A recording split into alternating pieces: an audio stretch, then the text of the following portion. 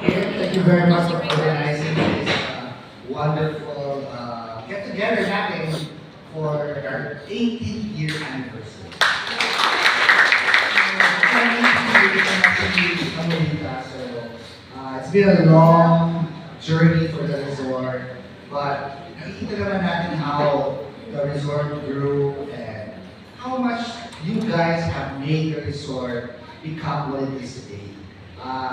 Amrita na, recently we got back again into the number one slot of the best resort in Panglao, TripAdvisor. So, it's really, kayang gawin, gusto nyo gawin. And of course, other than that, the Lost Cow restaurant recently, just last week, was again chosen by the Philippine Partner as one of the best restaurants in the Philippines. So, kitchen and so, but the end of this, this whole journey na sabi na natin, I've only been here for 5 years. I'm entering my 6th year.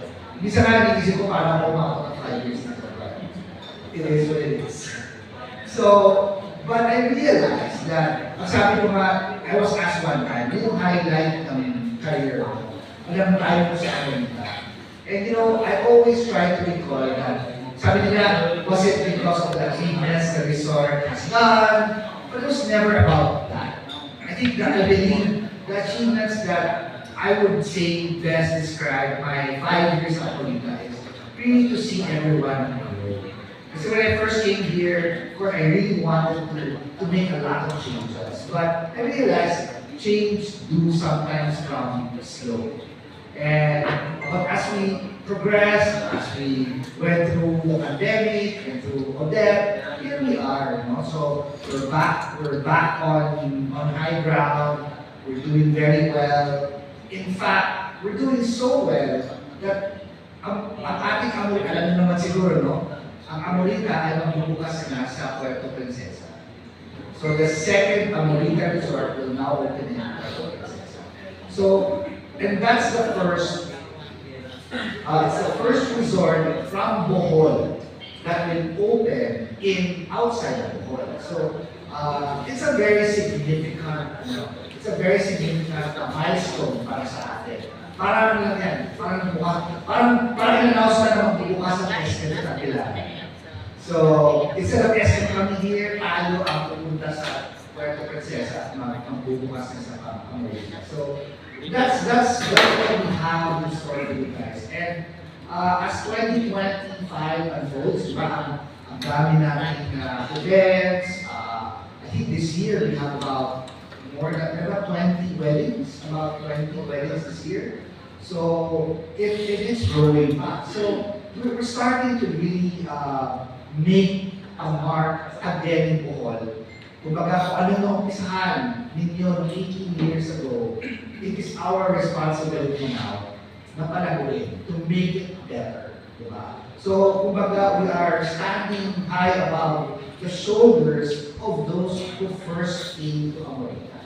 They were the ones who really started it. Si Sir Mickey, si Miss Ria, they all lived here sa Bohol when they started Amorita. So, that's how their story started. And then later on, they realized that to be bigger, they have to take themselves out of operations and focus more on developing other businesses. So that's why we have other resorts in other areas. And soon, many, many more. Hindi lang siguro na-announce ni Ms. Diva when she was here last time, but we're also about to start a beach club. The first beach club concept in Bohol. It's going to be in Dolho. So we have a beachfront property in Dolho. So ang gagawin muna doon, una namin usapan was a resort. But when we went to Bali last year, we realized that beach club is the way to go. Because walang beach club pa sa Bohol. And I think it's really right for Bohol to have a club. And it's really going to be interesting. It's a new concept. Hindi ko lang nakita to. So, we're going to try to get the vibe of, let's say, a Siargao vibe, a City Core vibe, to Dolo. So it's going to be really interesting. And we're going to be working with one of the best architects in the Philippines. So, ang daming mangyayari in 2025. And I'm so glad that each and every one of you are here and you are maturing to the roles that you have taken on. Yung mga leaders ninyo, maraming salamat. Chef Jeff for taking care of the kitchen team. Rome, ating sa purchasing natin, busy mag-text ngayong gabi kasi tine-text pa rin si Shay. Miss Roda, of course, for our admin. Miss Jinky from Finance. Miss Jinky, and of course, our new front office manager si Miss Lisa. So, and of course, I acknowledge Kim and Miss Faye earlier tonight. So, maraming salamat sa inyong lahat. Lahat kayo importante sa amin. Ika nga, part of our values is winning people. And that's always been what I believe in. It's really the people that make the resort. It's never the other way around. So, if they build bigger villas, they make bigger hotels, better rooms, end of the day, the people is really here in America. And yun ang sinasabi parati ng ating mga guests. We never talk. We talk a little bit about the rooms, but end of the day, ang pinag-uusapan talaga nila, kayo.